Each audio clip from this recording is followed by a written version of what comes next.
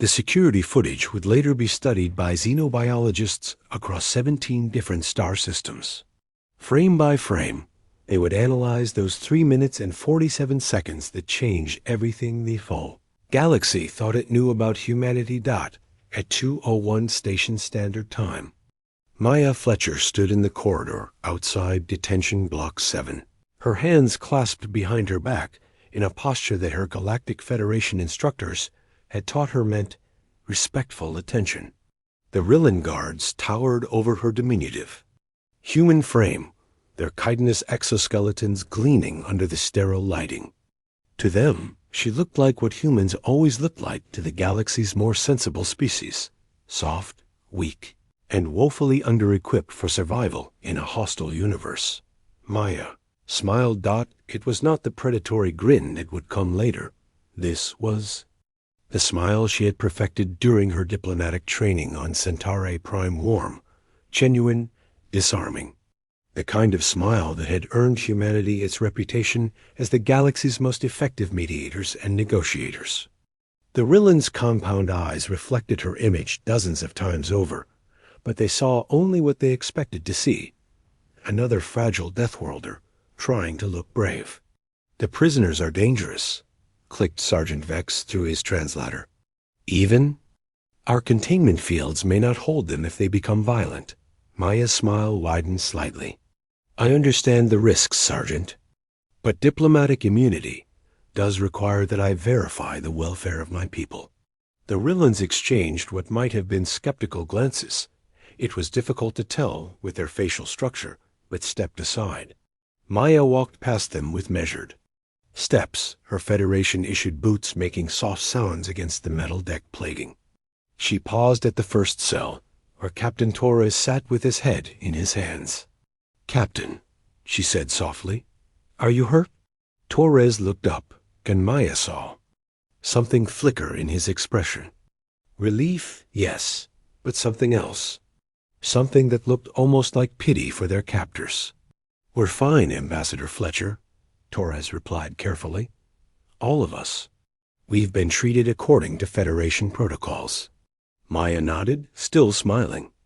That same diplomatic smile. She moved to the next cell, where Lieutenant Park was doing what appeared to be push-ups. He paused mid-exercise to acknowledge her with a nod. In the third cell, Sergeant Brooks was examining the energy barrier with professional interest, like an engineer studying a particularly elegant solution to a technical problem.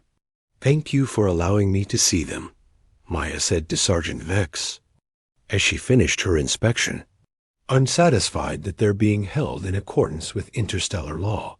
The Rillan sergeant relaxed slightly. This was going exactly as these meetings usually went. The humans would file their diplomatic protests. The Rillans would present their evidence of territorial violation, and eventually some compromise would be reached. Credits would change hands, apologies would be issued, and everyone would go back to their normal business. At 2:03, Maya Fletcher stopped smiling. The change was subtle at first. Her posture remained the same, hands still clasped, shoulders still relaxed. But something in her face shifted, like clouds moving across the sun. The Rillan guards, for all their military training, were herbivores who had evolved from prey. Species. Their ancestors had survived by recognizing when predators were near, and some instincts ran deeper than civilization. Sergeant Vex took an involuntary step backward. "There is, however, one small problem," Maya said, her voice still carrying that same diplomatic tone, but somehow different now. Colder. "My people weren't violating your territory. The navigation records clearly show. The navigation records show exactly what they were programmed to show." Maya interrupted, and now her smile was returning, but it was not the same smile. "You see, Sergeant, we've been watching the Rillan hegemony for some time now. Your raids on civilian shipping, your expansion into neutral zones, your unfortunate habit of taking prisoners and making them disappear." The corridor seemed to grow colder.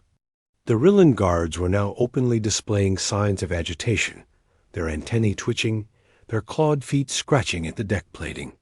"Those are serious accusations," Max managed. "Yes, they are." Maya's smile was now something that would have made Earth's great white sharks proud. "And they're all true. Did you really think we wouldn't notice? Humans are remarkably good at pattern recognition, Sergeant. It's one of our more useful evolutionary adaptations." At 2:04, they saw what Maya Fletcher really was. But it wasn't her posture that changed. She still stood with diplomatic poise. It wasn't her voice, which remained calm and professional. It was something deeper, something that 3 billion years of evolution had hardwired into every living thing, the recognition of a predator. The Rillan guards were now pressed against the walls, their complex eyes wide with an ancient terror that their logical minds couldn't quite process. In the cells behind Maya, her fellow humans had stopped what they were doing and were watching with interest, but not surprise. "Here's what's going to happen," Maya continued conversationally. "You're going to release my people. You're going to provide them with a ship and safe passage to Federation space. And then you're going to very carefully reconsider your career choices. And if we refuse?" Vex whispered. Maya's smile became something beautiful and terrible. "Then you'll discover why the rest of the galaxy calls our little blue world a death planet. You see, Sergeant, there's something about humans that doesn't quite translate in. The diplomatic files. We're not just from a death world. We're the things that other things on the death world were afraid of." She turned to face Captain Torres through the energy barrier. "Captain, how long would you estimate before the cavalry arrives?" Torres checked his chronometer with casual precision. "Based on standard response protocols for missing diplomatic personnel, I'd say about 15 minutes. And they're bringing?" "A full pacification fleet, ma'am. 6 heavy cruisers, escort destroyers, and a complement of orbital marines." Maya turned back to Sergeant Vex, her expression now one of polite concern. "I do hope we can resolve this before they arrive. Human military personnel can be so much less diplomatic than those of us in the Foreign Service."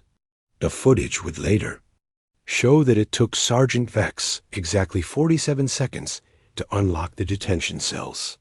By 2:06, Maya Fletcher was once again the smiling, diplomatic representative of Earth's interests, graciously accepting the Rillan's apologies for the misunderstanding.